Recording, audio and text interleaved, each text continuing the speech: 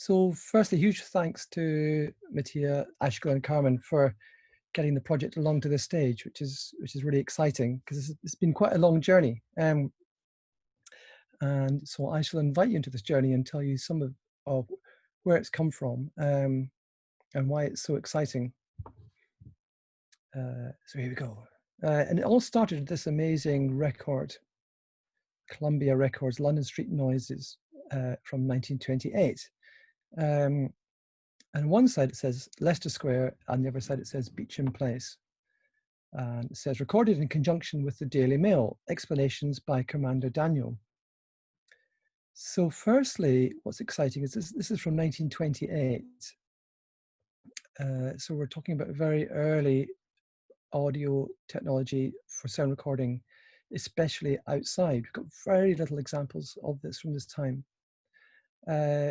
Columbia, interestingly, was releasing sound effects records around this time. I was going through my sound effects collection here, and I found a 78 RPM from Columbia from the same time, one of cheering crowds, and then another one with sounds of waves on a beach. So it's an interesting time for recorded media for well, 78 RPMs at this time. It's not just about music; it's also about speeches, animal sounds, and here sound effects records. But this record is unique, and it's really interesting because it's a location sound recording, and we hear the voice of Commander Daniel talking through this recording.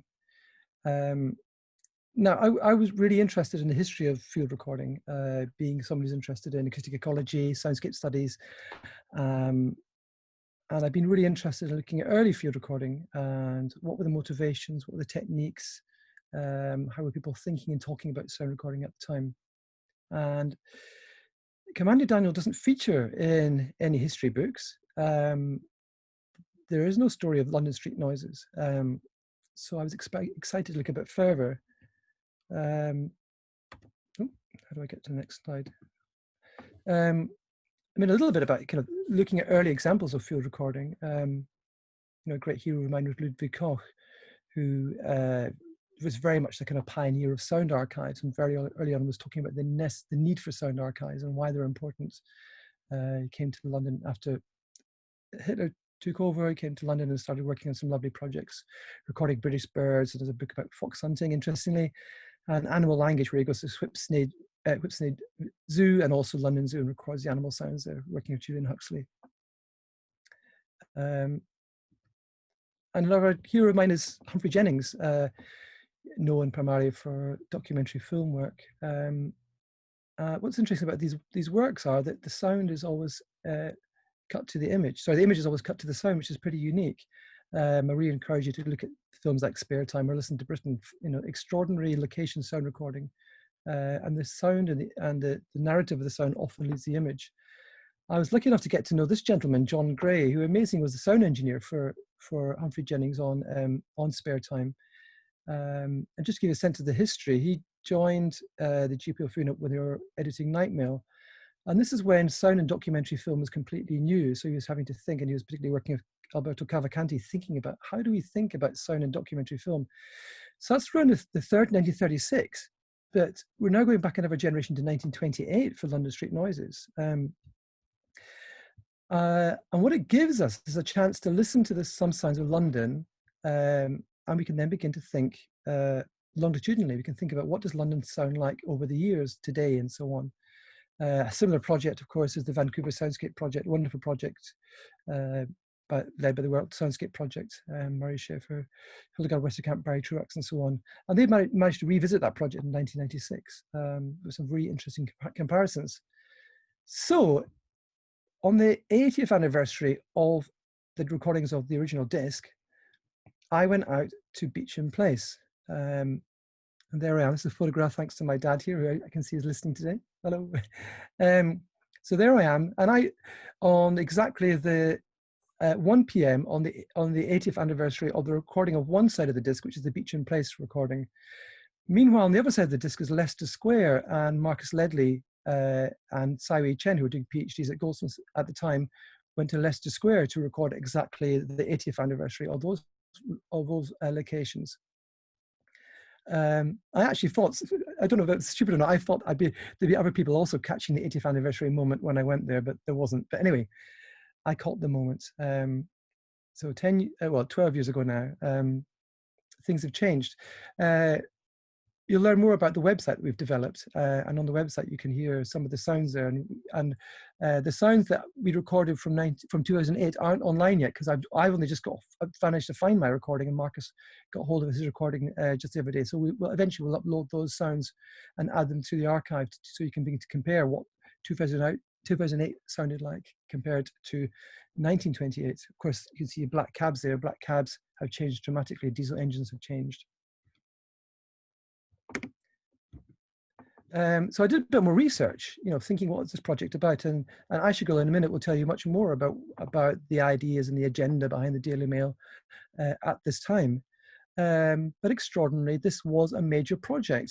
Daily Mail supported the project, recorded with Columbia Record Technology, and with this interesting person, Commander Daniel, talking throughout the recordings. And on the left there, you can see a picture of two gentlemen standing there. That's Commander Daniel talking with the Home Secretary, listening to the sound recordings he just made of London. So it was a real discovery, finding lots and lots of information about this project, which was in the Daily Mail. At the time, it was a big story. And as soon as the recordings were made, they were broadcast on the Home Services. Previously, I did find some research. So the National Sound Archive had come across these recordings before. That's before they joined the British Library. And I found some writing by Peter Copeland talking about these recordings. So he had heard them, and they had recorded them in the 90s. But they hadn't done their research completely, so they hadn't really looked into how they were recorded. Peter Copeland was guessing that they actually used some post office landlines in a very complex way, because he did know that there was Columbia Records didn't have any mobile recording equipment at the time, whereas the Gramophone Company did have a recording van. But anyway, from reading the Daily Mail, I quickly learned much more about how they recorded, and you're going to learn also from Mattia about how they went about recording, which was very, very complex, I have to say. Just talking about the Daily Mail, of course, Daily Mail has a long interest in noise issues. It goes back to the late 19th century. They had a campaign against barrel organs, the noise of barrel organs. And interesting enough, my research on hand dryer noise is also picked up in the Daily Mail. So there's an ongoing theme here. Okay, so who was Commander Daniel? And why is he in the history books? Well, he is in history books under a particular scandal called the Royal Oak affair, which I won't go into today. But I made the connection between this Commander Daniel and the Commander Daniel of the Royal Oak affair. And there's the Royal Oak, a battleship which was based off Malta in 1928. Commander Daniel was the commander, and there was also Captain Drever, who was the captain of the ship. This is a story you can look up, but there was a famous case where, as a result, and there's a cartoon that tells the story, that they're both court-martialed. And thanks to an uncle of mine, David Winch, who told me some about this story. And interesting enough, David Winch's grandfather's best man was Captain Drever. So there you go, interesting connection. And you can look into this stuff yourself. Commander Daniel was obviously quite a character, and he gave up his naval career at this stage. But he was, throughout the court-martial, he was supported by the Daily Mail. And when he left the Navy, he was picked up by the Daily Mail and as a correspondent. I looked a bit more into Commander Daniel, and I found this lovely kind of book, almost like an art book made by Commander Daniel, from 1923 about HMS Valiant, and looking at the history of HMS Valiant. And here's a nice print that Commander Daniel had made. And a very interesting person. And on the recordings, you can hear him. He talks throughout the recordings. He gives us an opinion of what he thinks is in place and out of place, and you'll hear more about that in a minute. What I did learn from Peter Copeland's article is that there's more recordings made at this time, and they were looked after by the Museum of London. So I was desperate to hear these recordings. So on the 90th anniversary, I contacted the Museum of London, and yes, they found a box, and you can see a picture here, which had 15 discs in it. And there's some of the discs there. So this was a really major campaign, a very complex recording campaign. And it wasn't just two locations. It wasn't just Beauchamp Place or Leicester Square. It was multiple locations across London. And we began to work out the different locations. There's Whitechapel, Grosvenor Place, which is basically Hyde Park Corner, where St George's Hospital used to be. At the time of recording, St George's Hospital was there. Cromwell Road, Leicester Square, and of course, Beauchamp Place. And you'll learn more about the motivation of these particular recordings in a minute. And I should say that Ian Stonehouse spent some time digitizing those recordings for the Museum of London in the Goldsmiths Electronic Music Studio. Thanks to Alex Kokoschki as well for some advice that I can see. I think he's listening in. So Ian spent quite a lot of time doing a very nice job digitizing those recordings so you can all hear them, and they are really, really extraordinary. And there's things like, and I learned from the Daily Mail, he talks about including a bit of silence at the beginning of one of the recordings as an intentional silence. I mean, that must be a first, I think, for recorded audio medium. Anyway, here we are in Beauchamp Place. I mean, I keep going back to this location of Beauchamp Place, but we went to all the locations. But here's the team from the 90th anniversary when we went back to record them. And because of the homework I'd done, I was able to find exactly the right location. And there I am smiling because I found the right location. And we can see from the Daily Mail where the microphone was. And it was in Mrs. Helen Riou's shop, clothes shop at the time. So it's great to be able to record exactly the sound recording at exactly the same time, 90 years on. And what was also important about the 90th anniversary was that it was the same day of the week, a Thursday. Well, for all the locations, it was the same day of the week. It coincided. So that was great. It had some kind of continuity with 1928. And here's some more taxis, but they're different. The taxis have changed. And in the recordings, you can hear how the diesel engines have changed. And now we've got lots of, electric devices on the roads. And Mattia, and we'll learn more about that in a minute. Mattia's been analysing the recordings, telling us a bit about how things have changed sonically, which you can hear in the recordings. What was great was actually when we were recording on the 90th anniversary, there was a VIP passing by with motorbikes, and of course using whistles. I guess it was royalty, and they passed by whistles, which is a great sound of the soundscape. I wonder how long whistles have been used throughout history in urban soundscapes. And then up to our modern day, towards the very end of the lockdown, this is the just before the shops opened up again. I drove to all the locations and made a recording, all those locations in the vacant, empty streets. And the recordings, I had to say, are very, very, very quiet. In a street like Beauchamp Place, there's no traffic going through. Buses were continuing, and you can hear buses spilling down off Brompton Road, down Beauchamp Place, but there's no direct sound. On one street, on one recording, you can hear by the National History Museum. It's very quiet. There is quite a lot of traffic passing, but you can hear an extractor van from a shop that I recorded just before the, back in on the 90th anniversary, which is still filling the space. So just quickly, as I kind of finish this part of my talk, so who else is listening at this time? So I was amazed to look at Virginia Woolf's A Room of One's Own, and on one of the chapters, she actually steps out of the street into Tavistock Square, and she listened to the soundscape, and we've got exactly the date, the 26th of October, 1928. Which is amazing, and she gives a description. In fact, there's not much going on. She says, at this moment, as so often happens in London, there was a complete lull and suspension of traffic. Nothing came down the street. Nobody passed. A single leaf detached itself from the plane tree at the end of the street. And in that pause, a suspension fell. And it goes really interesting. And it reminds us that we don't have to go to recordings. And this is kind of a continuation of the project that we can, actually Virginia Woolf has lots of accounts of sound in her work, and street sounds and traffic sounds of the day, including her opinions and her attitudes to those sounds and noises. Okay, so that's the end of my part of the talk. And we're going to have some questions towards the end, but I think Aysegul is going to immediately follow me. Is that right? Yes, perfect. Thank you very much, John. And Aysegul, you can now start your presentation. Thanks. Thank you very much, Mattia and John, for your talk, which took us through all your journey. And I'm really pleased to have joined you at some point. It's a really, really fascinating project. And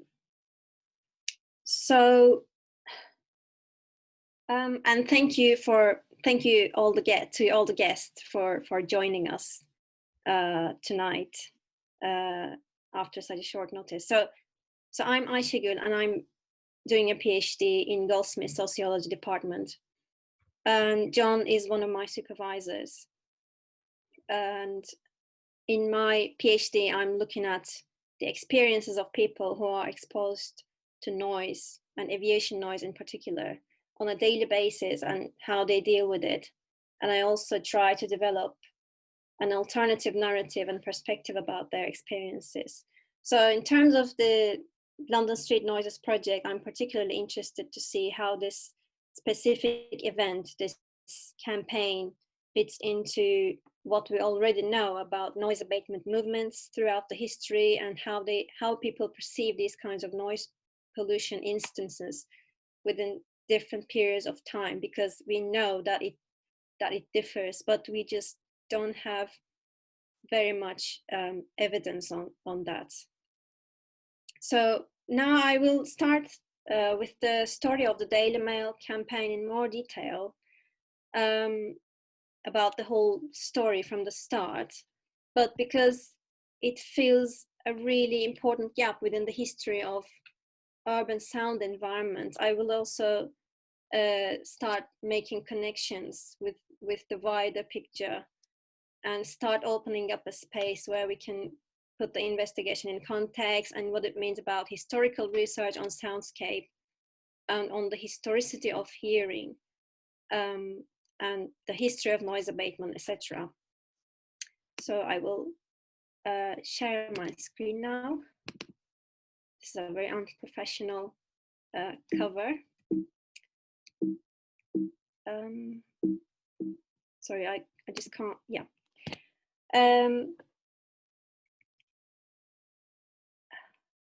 Sorry, I just came back, sorry.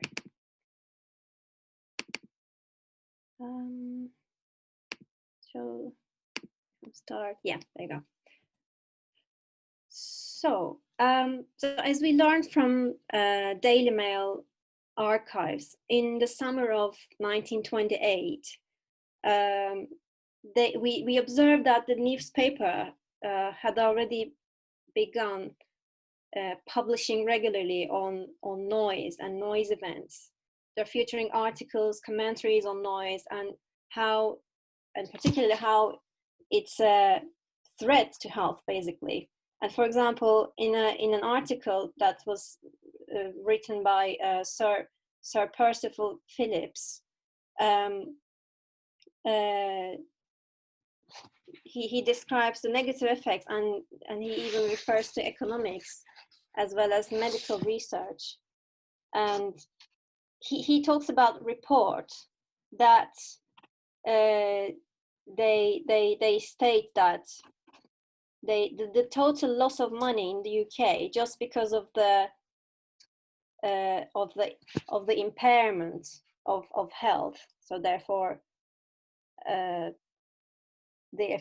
inefficiency in work, the total loss of money in the UK is £1 million a week.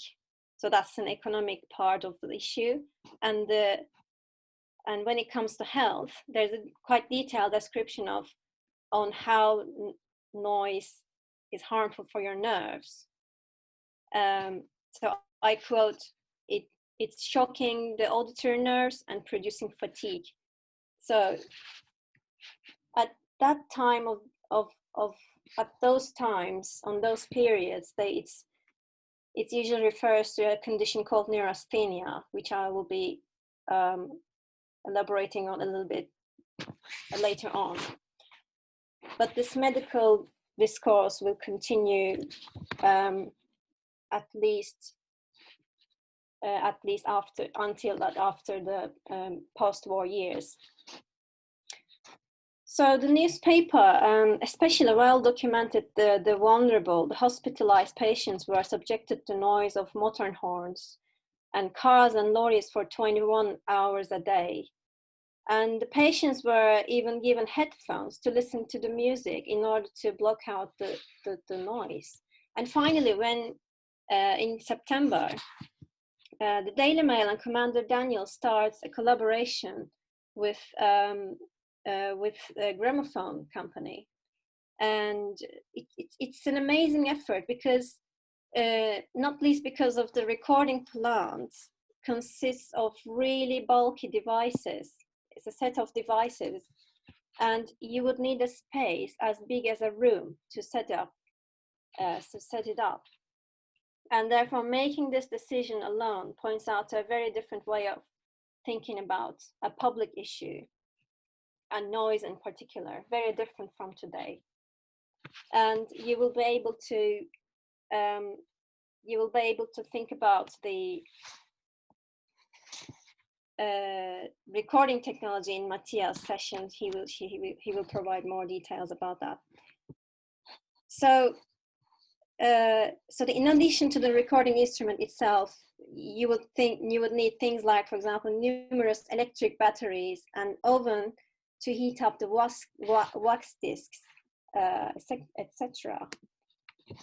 It's just simply amazing. So the first location. So these are the 5 locations that they went to and took the recordings. And the first location is Whitechapel. And so yeah, this is according to Daily Mail, this is how a recording device looks like. It's quite bulky and heavy with lots of parts. So more will follow on that. So the first area is Whitechapel, and it was taken on the 4th of September on midday. And so this exact location is called Gardener's Corner, but it's now Aldgate East Station, the tube station. So they suspend a microphone outside the window on the first floor. So they describe the din of the street exactly as follows. Outside in the street, the traffic was at its heaviest. A constant stream of tramway cars, lorries, motor omnibuses, and horse-drawn drays and lighter vehicles passed east and west and south and north. So Commander Daniel describes as very racing, accelerating, and he refers to it as a roar, waves of motor vehicles and horse-drawn carriages.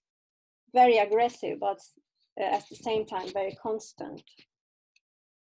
So the second location is Grosvenor, which used to be St. George's Hospital. It's actually the Hyde Park corner, but St. George's Hospital was closed in 1980. There is now Lanesborough Hotel instead of St. George's Hospital. And the exact location that the recording was taken here was one of the women's patients' wards. And the microphone was suspended just outside its window, first floor again. And when we listen to the recording and read the commentary, we are presented with a different picture, different sound environment from Whitechapel. So it's more continuous than Whitechapel, but also there's a difference in terms of how the roads were paved. So the streets were in Whitechapel, in Grosvenor, the streets were wood paved and therefore much quieter than the granite paved streets of Aldgate. So this is particularly noticeable when the horse-drawn carriages and steel-tired cars are passing. So another interesting thing is, and to the contrary to that, Commander Daniel also reports that traffic noise is so loud here that the 2 patients in adjacent beds could sometimes hardly hear each other if they wanted to exchange a few words. And after all the recordings, all the locations were recorded, and after it finished, they receive a letter from a person called Whittaker Wilson, and he starts the following. He states the following in his letter to just to describe how how exhausting and how continuous is that experience of noise for the patients. So he says, the roar is continuous until about 5:30 in the morning, when there's a lull for about 2 hours. Conversation with one's neighbor can only be carried on by raising the voice considerably and speaking very distinctly. Each bed has its earphones. I listened to the more than one promenade concert broadcast, but to hear the harmonies, I found it necessary to pull the pillows round my head, so not to mistake the motor horn for Sir Henry Wood's orchestral brass. So we can see how loud it is and how hard they try to mask it, actually. So the next location is Leicester Square. So they refer to in the newspaper articles, they refer to this particularly the location's sonic environment as a medley of general traffic noises, but especially dominated by motor horns and engine sounds. And here we observe that they particularly blame the individual for the excessive use of motor horns. And they all argue that it's preventable and unnecessary. And there's also a reference to noise in this area that is caused by steel hammering, but this is barely audible in the recording, I think, or maybe not at all. So this is, so the next locations are Beauchamp Place and Cromwell Road. So the difference of Beauchamp Place and Cromwell Road is that they're both residential areas. They used to be. I mean, maybe today is still a bit residential, but it used to be even more residential and even more quiet before 1928. And by the 1928, it just they say it got a lot more noisier by 1928. So Commander Daniel reports that they've been receiving letters of complaints from the residents here from both locations. And the character of the sound environment, so compared to other ones, so the other ones had the stream of noise, it was continuous. But here, there's traffic noise as well, but it's intermittent and irregular, which means it can actually be more disruptive, especially when you're trying to sleep. So in terms of the exact locations of where the devices, the microphone were placed, in the Beauchamp Place, the microphone was placed outside the children's shop. You can see the exact location in the photo. It was taken from Daily Mail of the time. So it's a house.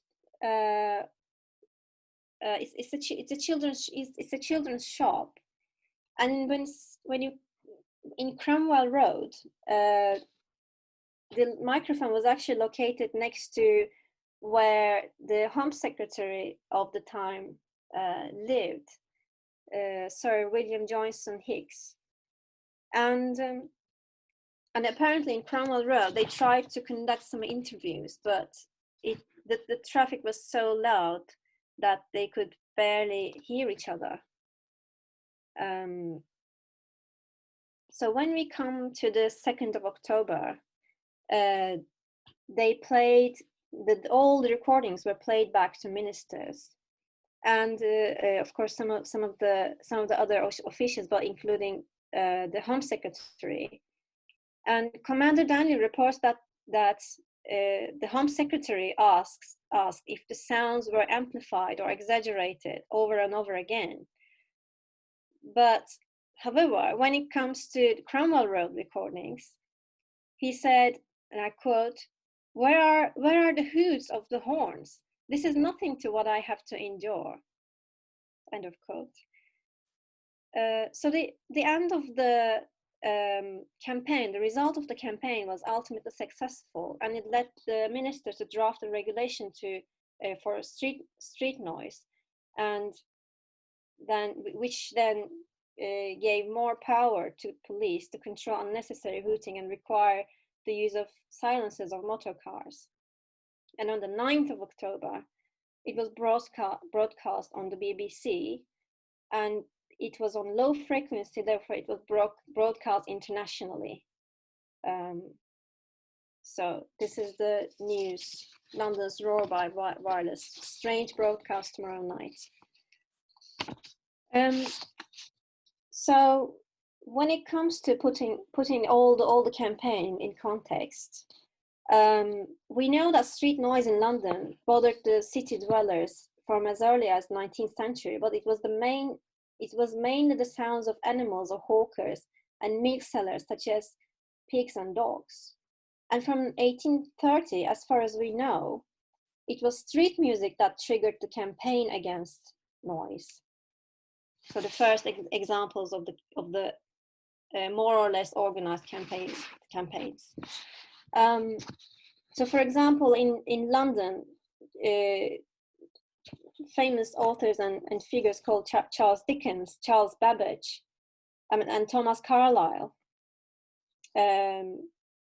used to participate in a anti-noise campaign very actively.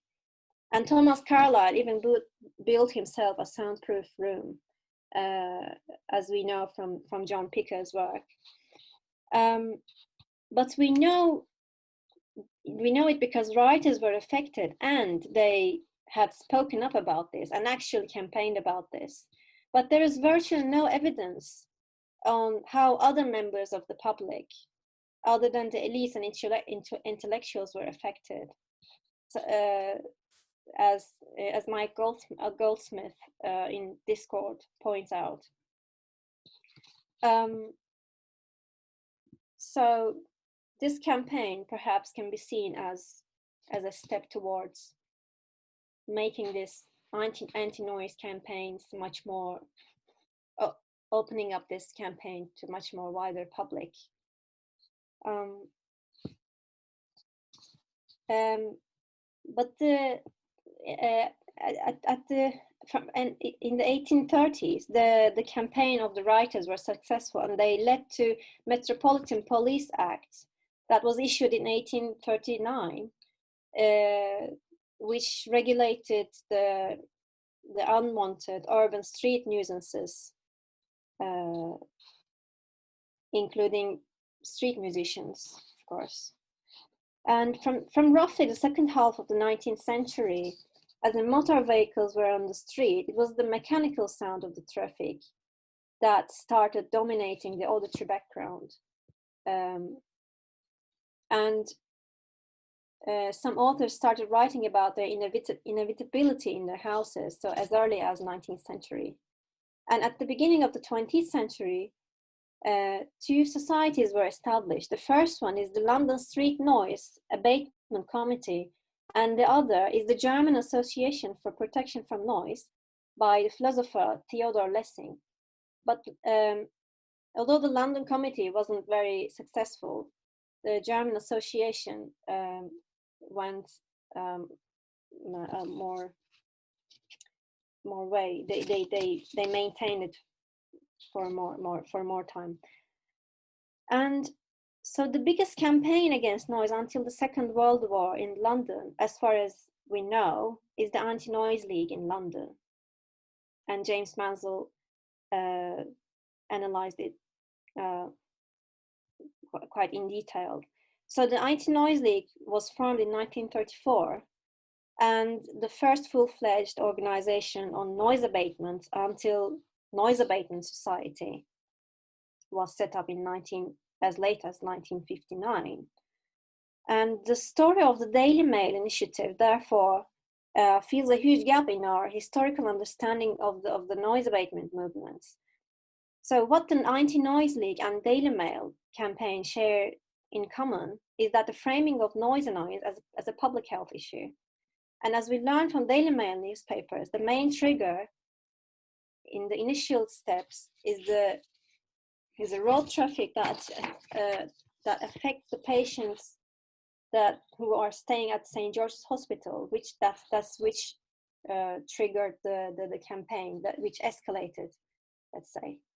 And the articles penned by authors, which refer to noise as a nerve-wracking factor, and neurasthenia, which is characterized by fatigue, headache, high blood pressure, palpitation, anxiety, was a condition that the leaders of the campaign very often used to refer to as a consequence of noise. A condition which is attributed to noise. So the noise abatement discourse of the time during the 1930s, as we learned from James Mansell, was based on medical and psychological knowledge at the time. And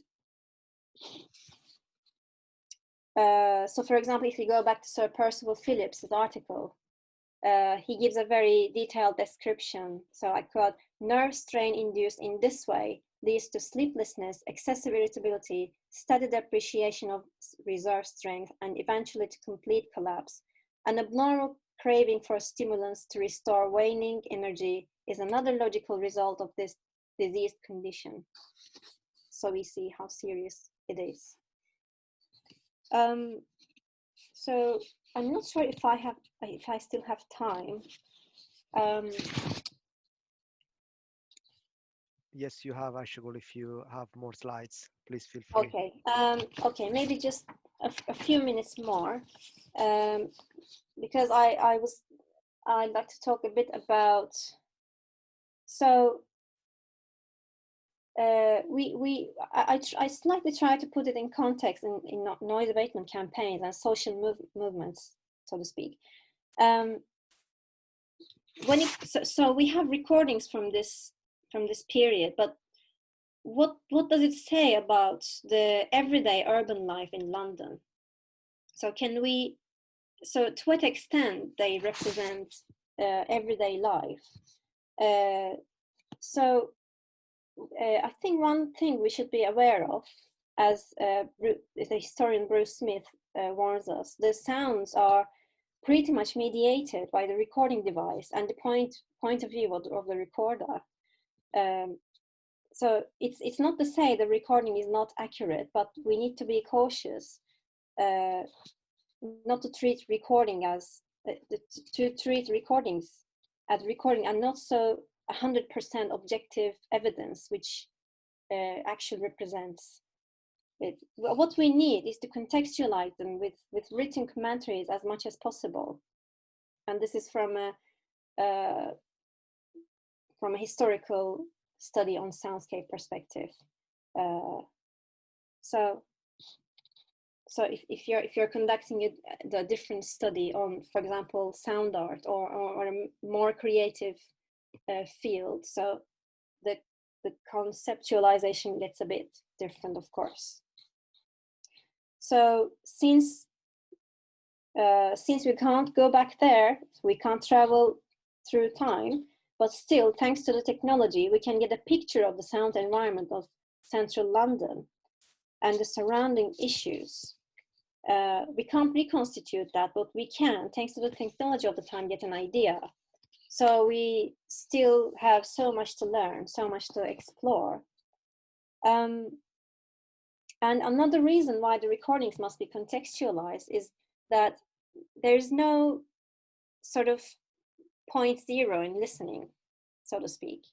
And we do not hear and listen like people in 1920s, let alone the more material fact that we are all orally diverse. So oral diversity is a concept that John has developed through his studies it's based on the critique of normal hearing, that everybody hears in the same way, but there are more nuances in there.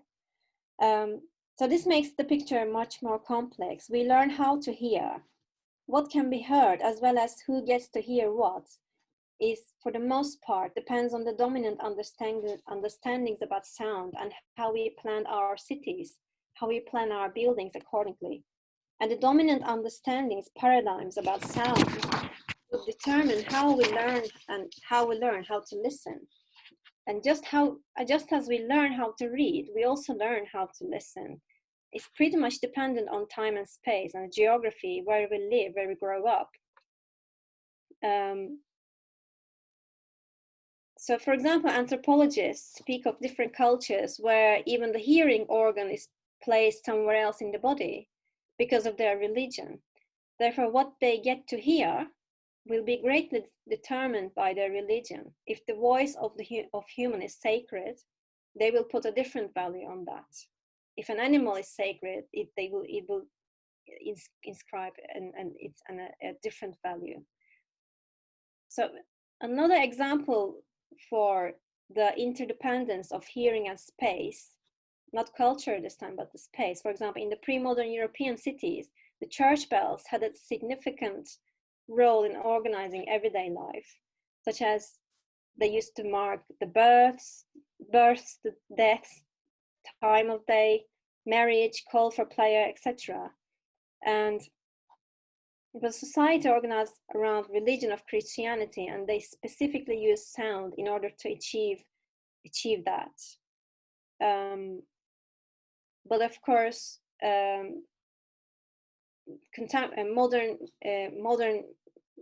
modern cities are not designed to reverberate. They are made by sound absorbent materials, so it's impossible for an echo to reverberate around the city, and therefore it wouldn't be able to function efficiently in our time. So there cannot be two periods in history that people learn how to listen in the exact same way. The people who recorded it, or the people who listened to the recordings, or people who get annoyed by the noise at the time, they grew up without the concept of decibel in their minds, for example. Decibel is the main unit of loudness we accept today as the most reliable and objective description of loudness. When we talk about the measurement of sound today, we actually talk about mostly, for the most part, we actually talk about loudness. But it doesn't mean that people in 1928 were not aware of that loudness. It means they do not take loudness as the ultimate objective and measurable aspect of sound, which now, in contrast, is taken as is the dominating aspect of sound. So we conceptualize as a dominating aspect of sound in policies, regulations, or in the discourse. So to conclude, the relevance of the 1928 recordings will not only inspire historians and cultural and social studies on sound studies in their endeavor to understand how we hear and what we get to hear has changed over time, but they will also inspire creative fields, sound art, soundscape composition, and so on, with their amazing technique to grasp the everyday sounds. So that's pretty much all from me today. Sorry to got a bit extended. And now we will invite you to ask any questions you might have so far. So if you don't want to appear on video, you can write your questions in the chat box, or feel free to switch on your webcam and or your audio and ask any question. Thanks.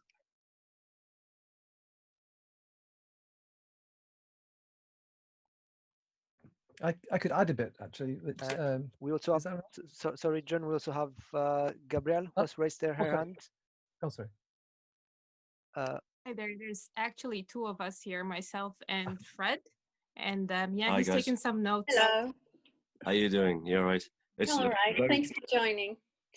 Pleasure. Very interesting, guys. Thank you. I'm a musician and I perform quite often.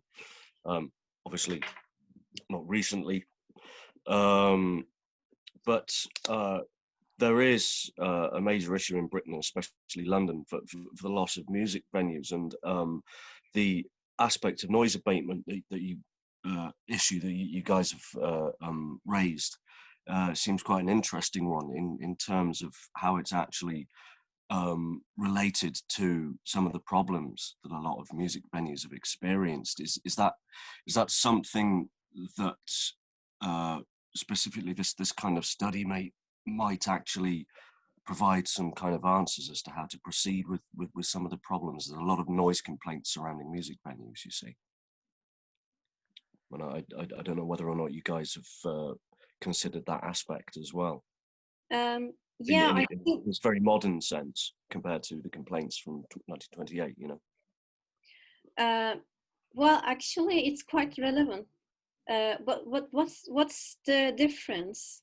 The main difference is that what we are mainly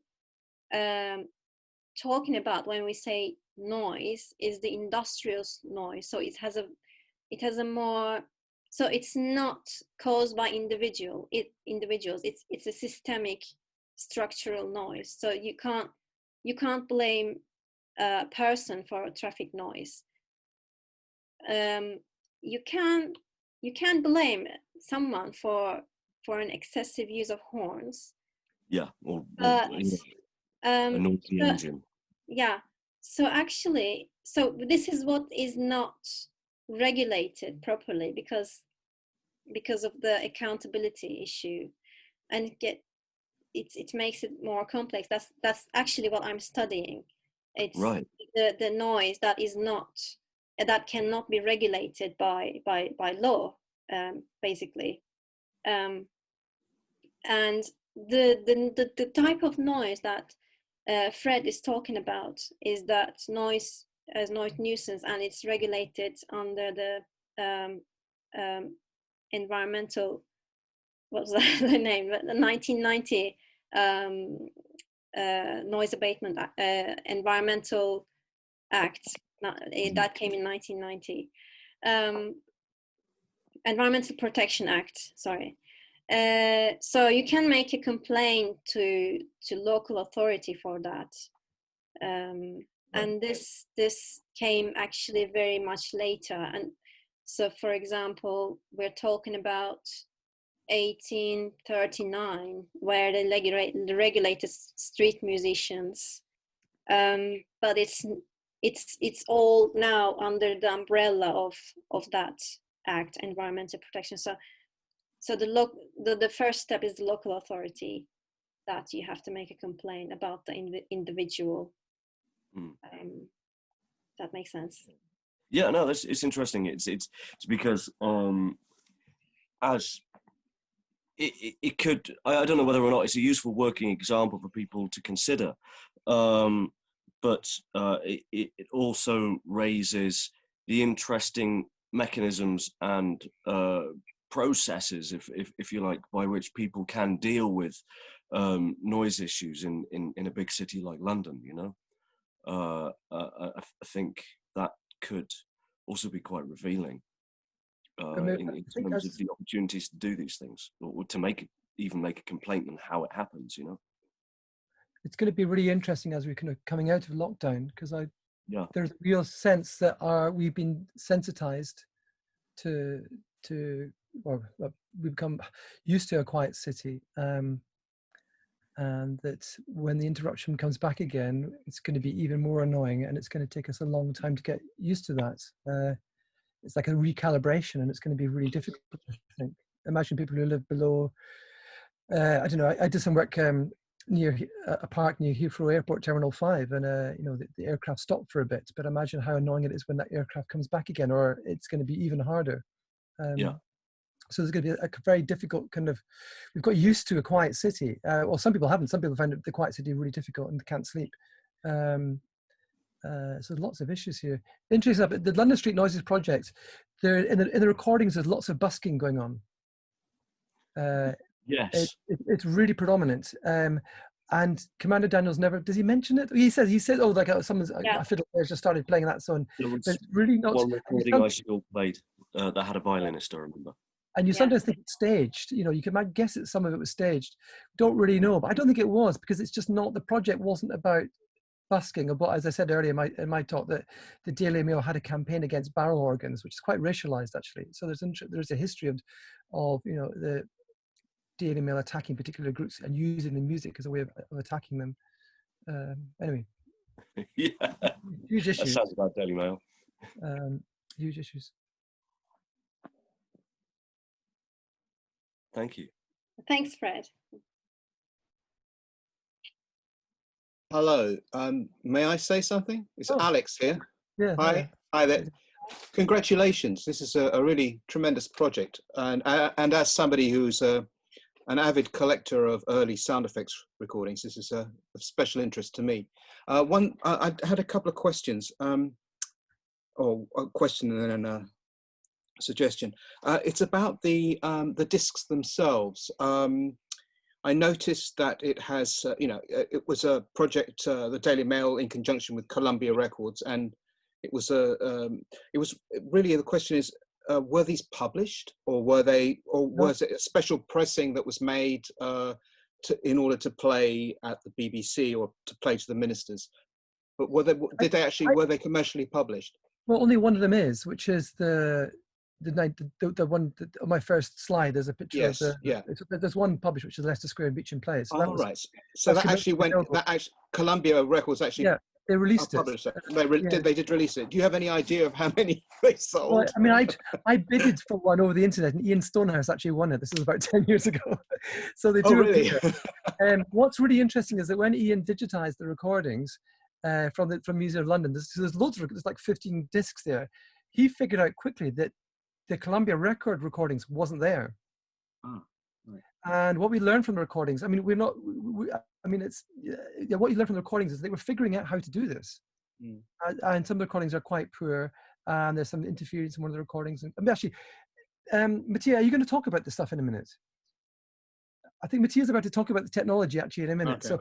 So I wasn't going to ask about the technology, because that's you'll be dealing with that later. I was just interested to know about the discs. So so it was actually commercially yes, only two of the recordings. One or two, yeah. But that's 4 minutes long. So I wonder if it was actually used as a sound effect in a production or a theatre. Well, Commander Daniels talks throughout the recordings.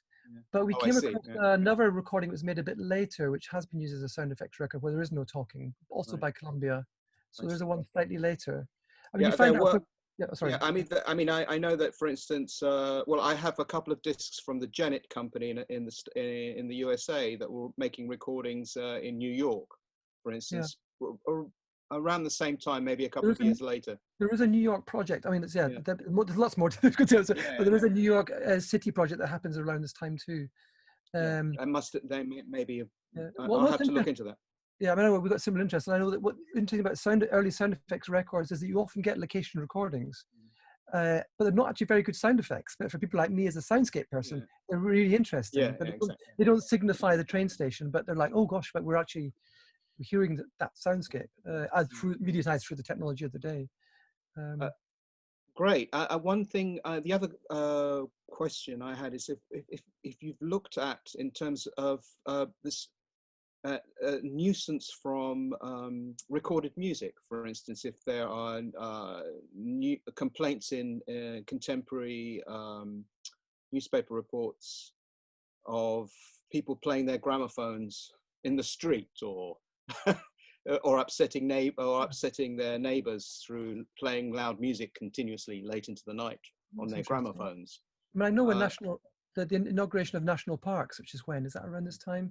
There was a law against you're not allowed to play your gramophone in the back of your car as you drive through a national park.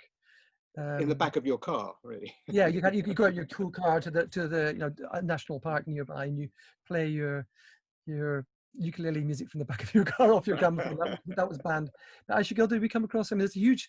When you go for Daily Mail, there's tons of articles. I mean, I've got hundreds of articles that refer to noise around this time. But music annoyance at this time. I can't really remember. Yeah. There's so quiet. I mean, the gramophone wouldn't be that loud. I mean, there's not much energy. There weren't much welly in them at that time, or. No, but I mean, it was. I mean, it could be quite loud. I mean, at that time they were getting much louder. The diaphragms, the technology was improving. Some people even had at that time air-powered gramophones, which are extremely loud. So You know, they did exist. I think the other thing that is interesting, I know it's not street sounds, but Daniel Wilson did quite some research into this, and that's into oscillation. So people were making noises with their wireless sets, for instance, and there was actually a BBC campaign at the time, do not oscillate, because it was a real problem. I mean, it happened when people would use if you turned up the volume on your receiver, it became on a valve set. It could actually start to transmit signals or a wailing sound. So it was very common at the time that you get this wailing. You'd be listening to a concert and it would be interfered with, also, you know, a wailing sounds of or a siren-like sound. And actually caused a lot of problems and even fights among neighbors and things like that. And so, because some people would do it willfully in order to sort of cause a nuisance. Daniel Wilson calls it sort of a kind of a new form of electronic music making. Wow. I mean, something that Aysegul touched on, this is after the First World War, so there's suddenly an awareness of shell shock as a thing, and you know, post-traumatic stress syndrome, and there's talk about people in their homes feeling they use the language of shell shock of the city, this kind of noise of the city causing shell shock. There's so much to it.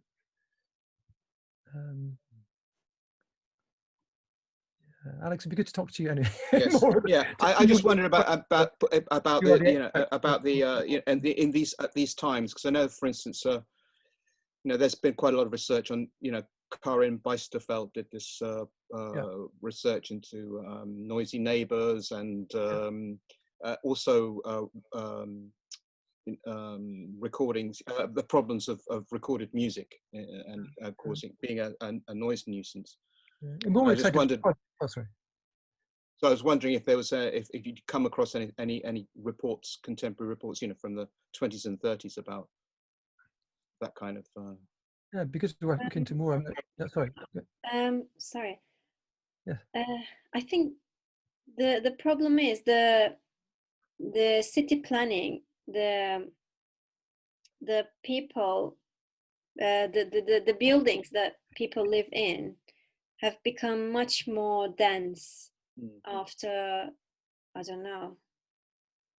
I mean 1930s was, maybe it was still early to talk about. I mean, there would be blocks, how to say, densely built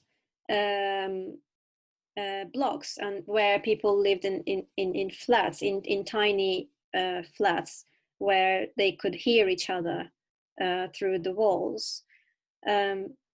So most writers attribute it to the architecture, actually. So the modern architecture exposed people to their neighbors' noise, potentially. But I think we don't know, as far as I know, 1930s, most 1920s, 30s mostly focus on traffic noise rather than noise nuisance caused by individuals, like including recorded music sound. Yeah. Thanks. Thank you everyone for your questions. Very, very interesting conversation. We can also pick it up in the second Q&A session. We're now ready to start this second part focused on the recording technology from 1928 to modern times. From wax to the memory card is the main jump in almost a century. We'll look briefly at the 1928 audio recording technique, the digitization process of 1928 shellac discs, the modern recording techniques used for the 2018 and 2020 recordings that we made available, And finally, I'm going to show briefly a few recordings analyzed as spectrograms, and you will be able to appreciate the frequency bandwidth limitation of 1928, but also how some sounds are still the same and are also recognizable in the spectrograms even after 100 years. So in 1928, we basically have the infancy of the electrical recording era.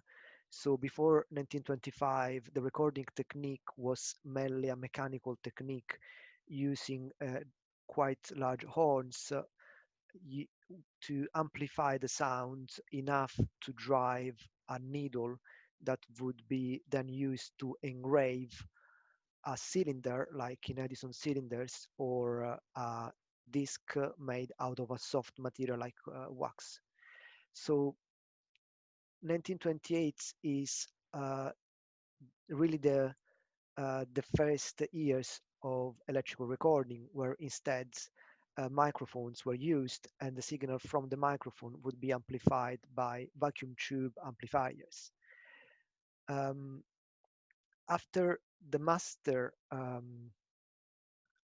would be available metallizing the wax disc, this master can then be used to do mass production of shellac disc by pressing.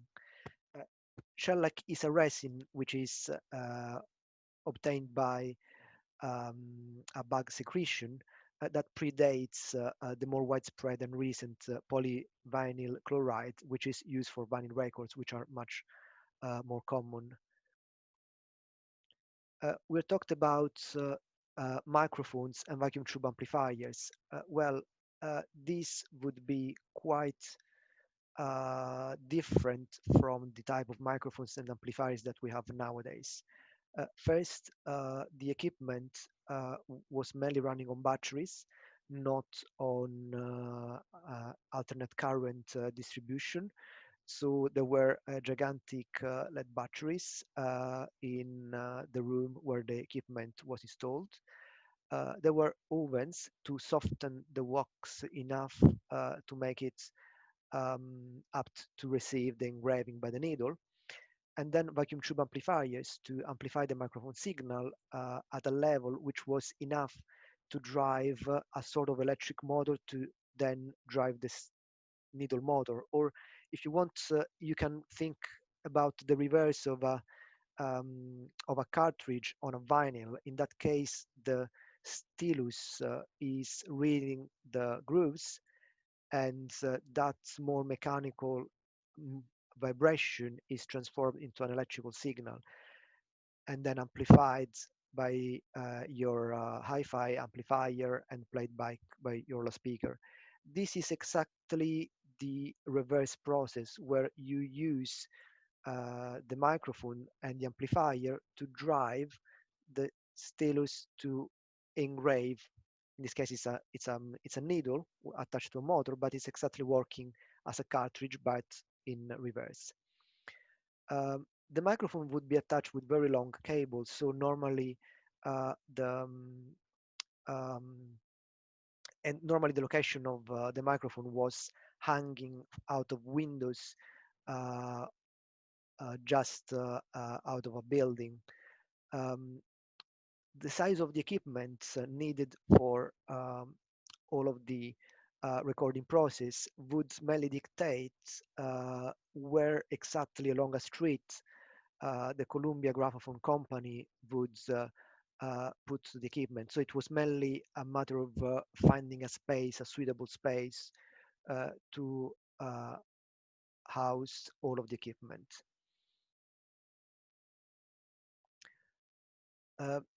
After we get access through the Museum of London to the collection of these shellac discs, in 2019, Ian Stonehouse from the Electronic Music Studios at Goldsmiths took care of the digitization.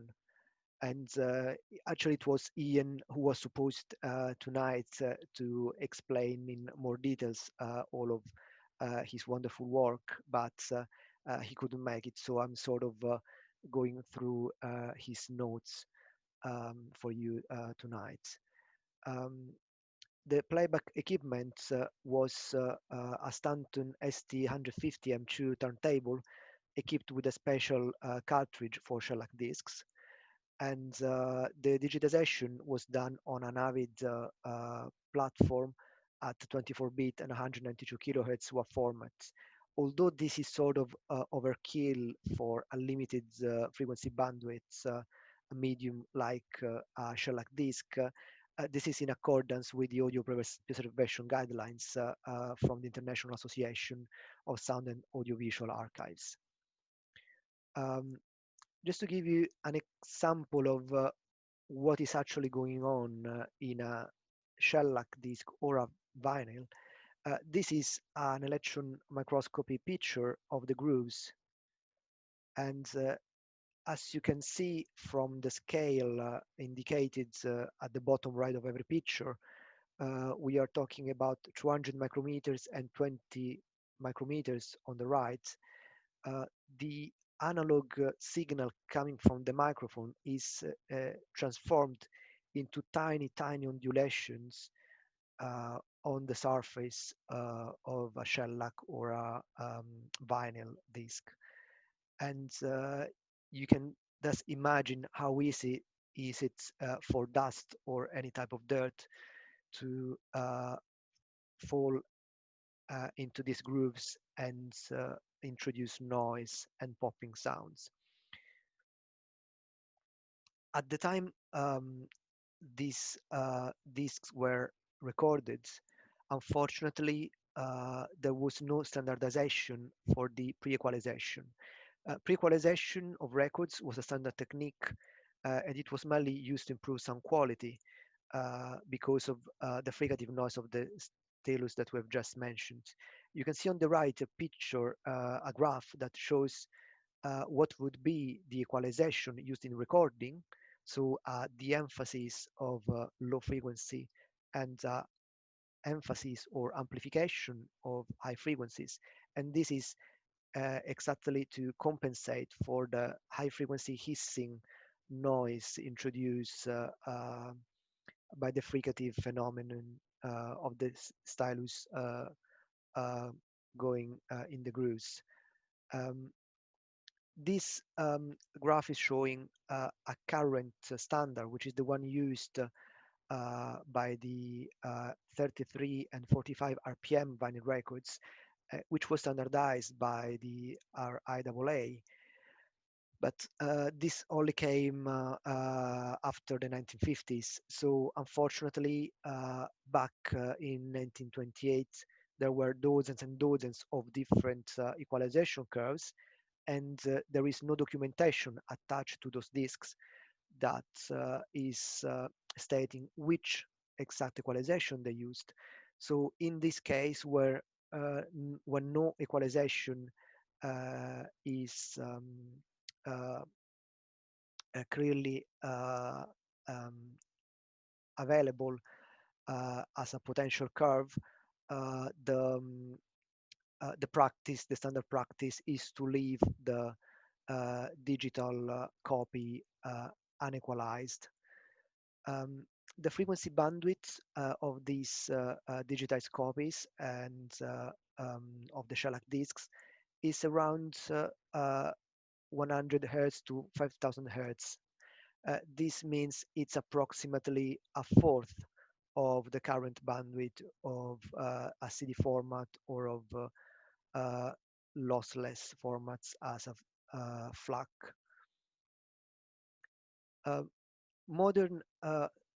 The modern recorder actually takes up very little space, both in physical terms and in my talk, because it's actually a very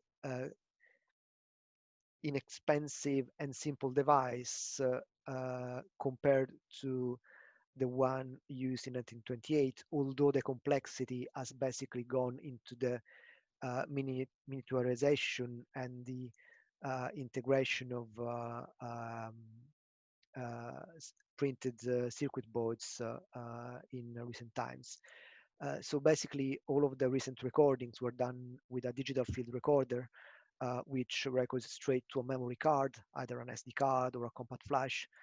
And the microphone used in this case is a stereo microphone. So while in 1928, they were only able to record with one microphone, so the recording is monophonic and there is no spatial localization of the sound sources in the recording. In all of the modern recordings we used, that John has used, and both for the 2008, 2018, and 2020 recordings, we're using a stereo microphone with very effective windshield that you can see in the picture of John standing in Beauchamp Place. And a stereo microphone has the advantage, as most of you probably already know, that it allows to capture the soundscape width and depth. Thus, you can actually localize the sound sources in space while listening on good headphones or a good loudspeaker system. And you can also clearly appreciate the movement of sound sources like mopeds or cars or trucks. I'll now go quickly through some spectrograms. I also try to explain what they are for those of you who are not familiar with the concept of a spectrogram. And I will explain it while showing. So you can see my mouse cursor, and I will guide you through what these plots are currently meaning. These, both on the left and on the right, are two spectrograms taken from Beauchamp Place recording in 1928. Here on the y-axis, you have the frequency. So frequency is also something you could understand as pitch if you are a musician. So it's an indication of how low or high a sound is. So from a low like rumble to a high pitch sound like a siren or the bird call of a robin. In the x-axis, we have time. So we are looking at the same time, sorry for the pun, at frequency and time.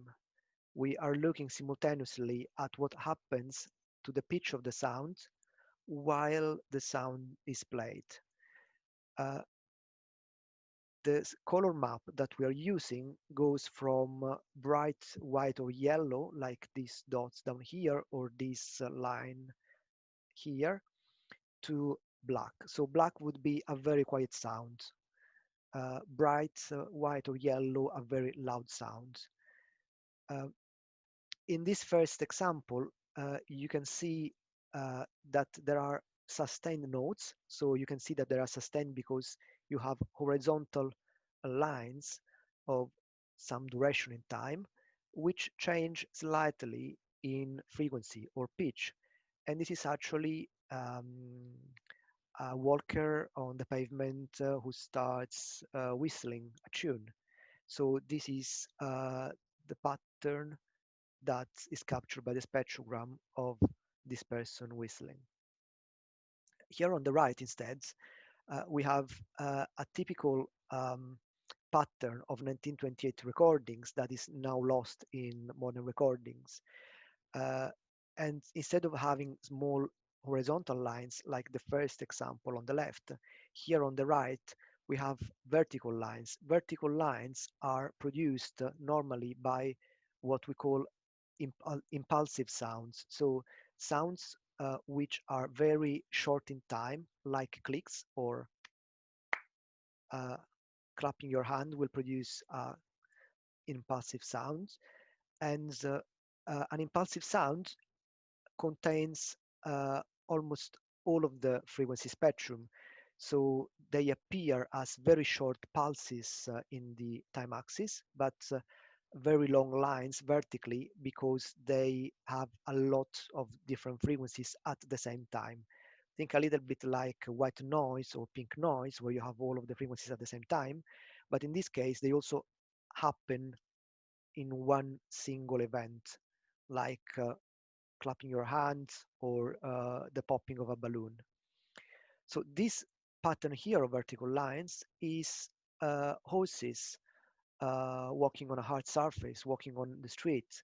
At the time, horses were still very much used to train lorries, as well as there were horse cars. And in all of the recordings, some horses are audible.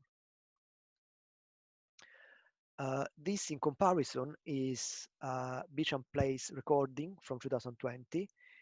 I'll go briefly back again. I just invite you to look here at this blue color up around 8,000 hertz, while if we compare here in these 1928 recordings, we can see that most of the sound, the real audio information, stops around 5 kilohertz, as mentioned earlier, and above that we have a black band, and then we have some more light blue shading, which is just noise. So that is the fricative sound and the hissing noise of the record being playing, but there is no information captured by the microphone at the time. It's just noise.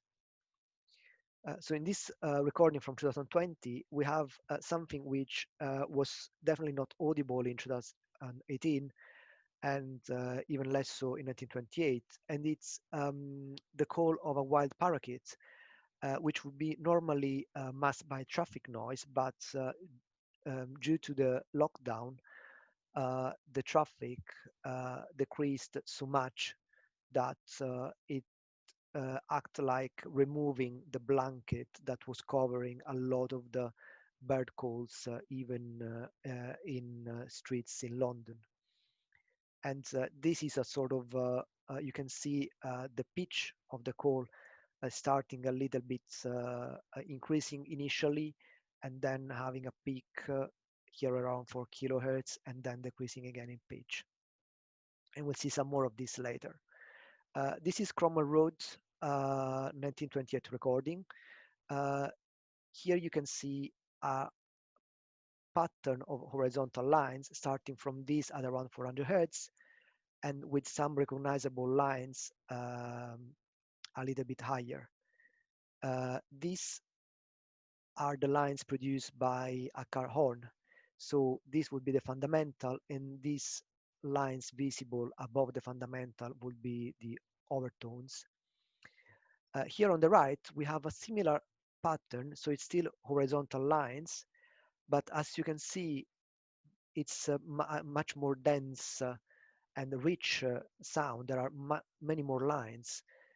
This is actually sustained notes of a trumpet played by a street musician. So also to go back to the observation by Fred regarding music venues, what we definitely have in 1928 is a lot of street musicians and buskers. Unfortunately, none of our modern recordings, and at least the ones that we have shared from 2018 and 2020, have captured any street buskers, but they are definitely a reality of modern soundscape as well as 1928 soundscape. Here we have again Cromwell Road, but this is 2018. Here on the right, we have a car horn, so you can sort of see it's a little bit more rich in timbre than the one from 1928, but it's basically the same. And also the fundamental is very close. In this case, it's at around 500 hertz. The other one was at 400 hertz, so it's not that far. And in this case, you can see that this sound is interrupted. There is a gap between these bright lines, and this is just because the driver actually hit the horn 3 times for a short time, so there are gaps in between. Here on the left, instead, we can see a sound that was not available in 1928, which is a siren, and sirens started to be installed on emergency vehicle in the 1960s. So there are no sirens at all in 1928 recordings, but we have a lot of sirens in all of the modern recordings. And this what a siren would look like in a spectrogram. So you can see the increase in pitch starting a little bit lower at 800 hertz, then raising, and then going down again. And you can see this pattern of parallel traces on the spectrogram, which are again the overtones of the siren. This is again Cromwell Road, but in 2020.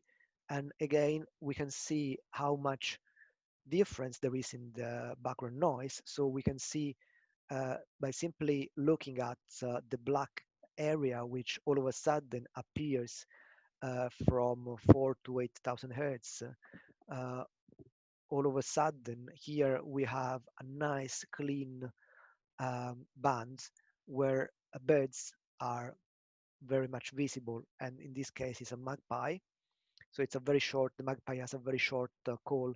It has not that melodic sound of other birds.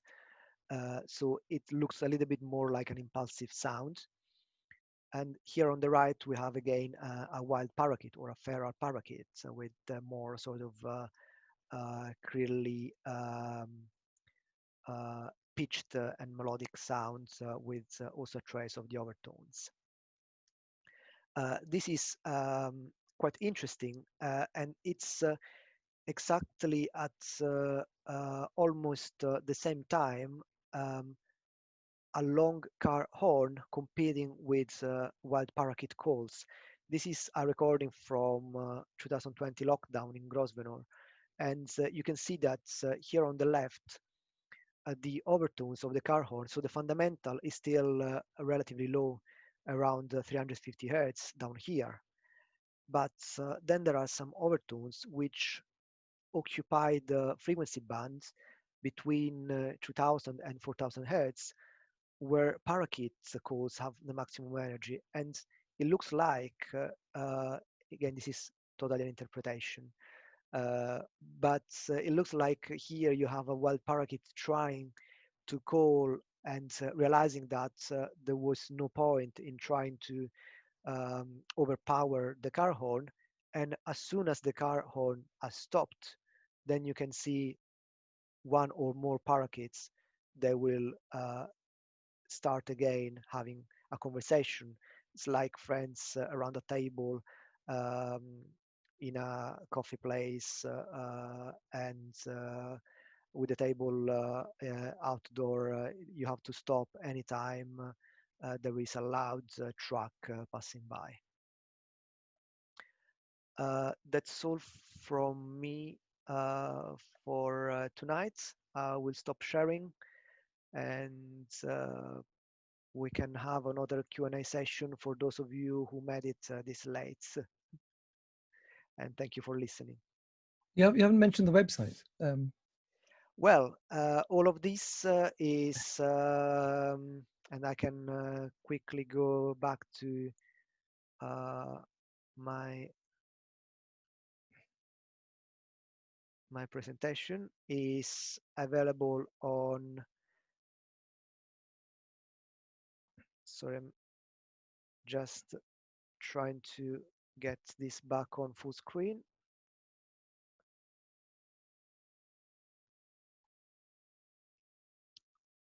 All of this is, of course, available on our londonstreetnotice.co.uk website. We have put the link also on the Eventbrite and in the Work List and Creates page. There is much more material than what we have shared with you in this event.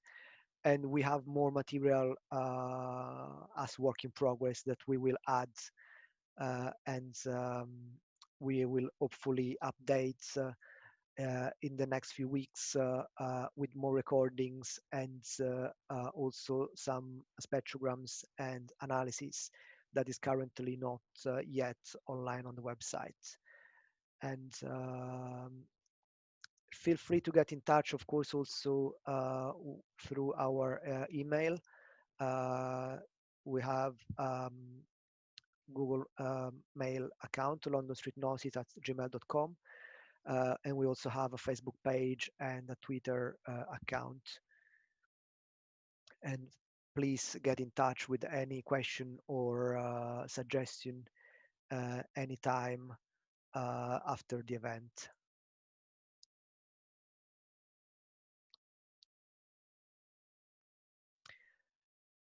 I can see we have a comment. Yes, a comment from Carrie Noseworthy. I don't know if it's a comment or a question, but she's mentioning building construction and thin walls and building height are creating narrow streets that are corridors of noise and reverberation. Yes, in cities there are sort of acoustic tunnels created by buildings that would carry the sound across distances much longer than would be the case in an open free field. So sometimes sound as well as noise can unfortunately propagate across a very long distance because of the canyon effect or tunnel effect produced by buildings too close to each other and creating a sort of acoustic waveguide that is able to conduct efficiently the sound and the noise far from the source.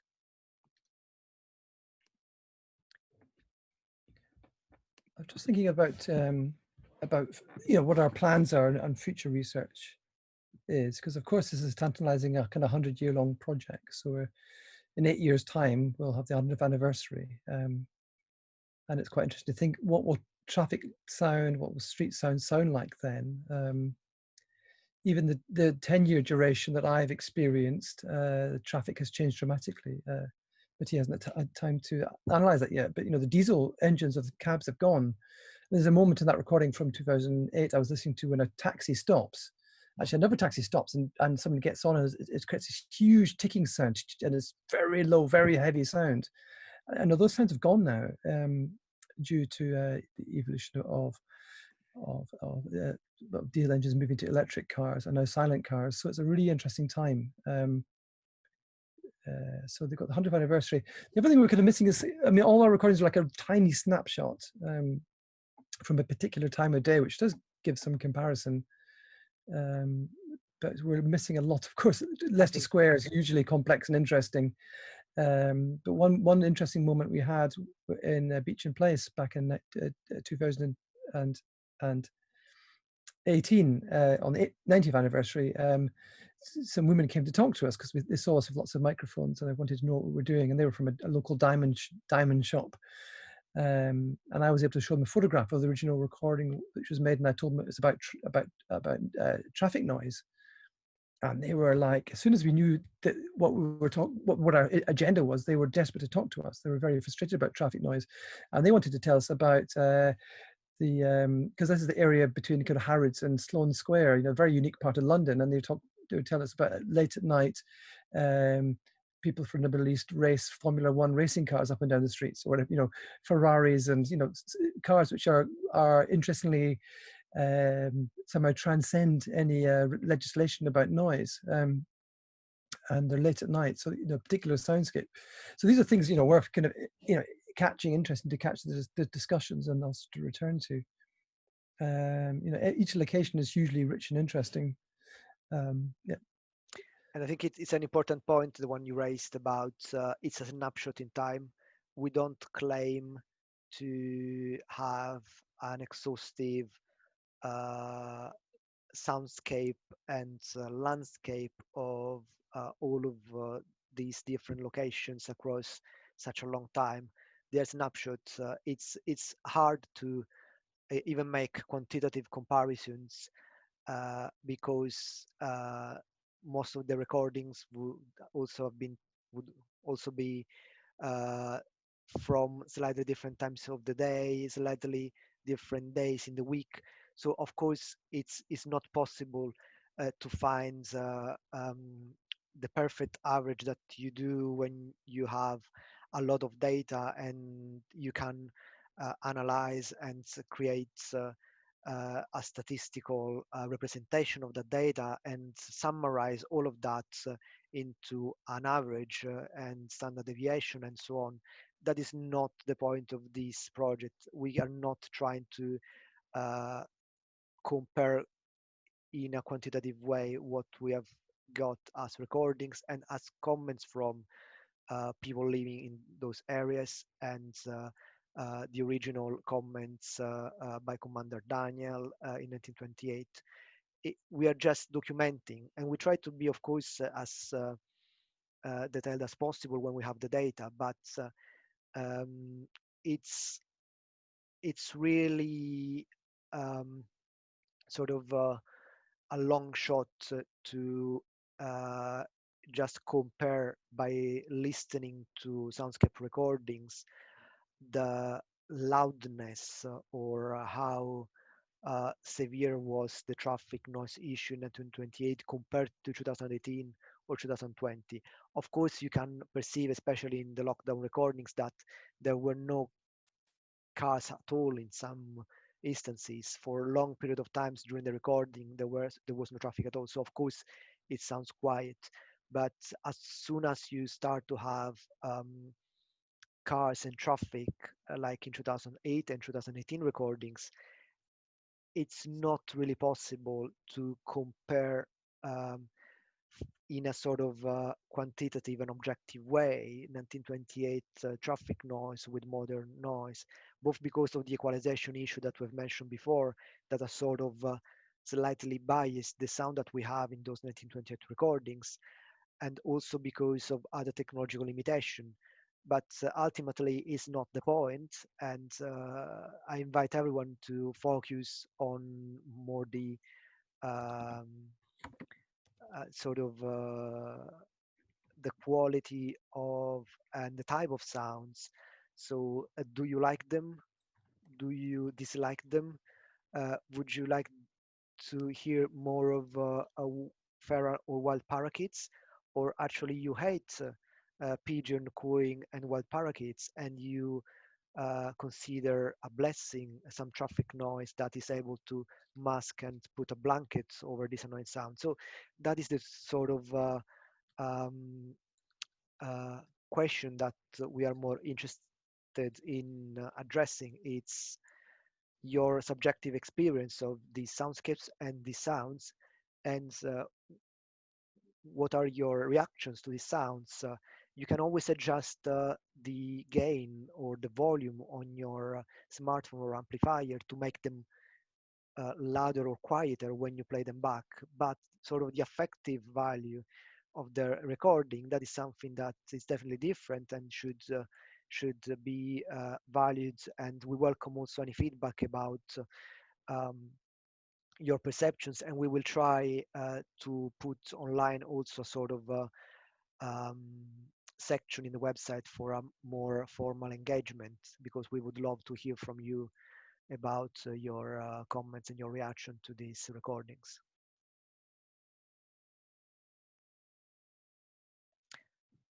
Any comments, questions? We still Want to have. advertise the event on Sunday? Yes, it's worth sharing that we have also organized an event which ideally would be a physical soundwalk in Beauchamp Place, like we did last year in September for Soundwalk September 2019. Unfortunately, this year it's not advisable to have physical soundwalk in Beauchamp Place, so we have organized at 11 a.m. This Sunday another Zoom online meeting where we are going to focus on the Beauchamp Place recordings. So we're going to have live streaming of some excerpts of those recordings, together with some spectrogram analysis, and again some commentary by Aysegul and John about Beauchamp Place. So please join us on Sunday as well if you're free. And we're going to spend another hour and a half on the London street noises from Beauchamp Place. And please follow us from Twitter and Facebook and those platforms. So yeah, it's very important for us to gather some feedback on the recordings, because this might evolve. So this preliminary feedback would give a certain direction to our research, to our future research. So when our questionnaire is online, it will be announced through our social media accounts. So please watch our space. And thanks for joining us tonight. It was a real pleasure to present. And I especially want to thank Carmen, Rosas, Pérez for the wonderful website who designed it, and the sound map. So yeah, congratulations, Carmen. Thank you to you all. Yeah, glad to have you in the project. Thanks, I'm very glad to be. So if there is no further question, I'll close the online Zoom meeting. And again, thank you everyone for joining. Thank you to all of the members of the team for the amazing work. And hopefully see some of you again on Sunday. And have a good night, and stay safe. Bye.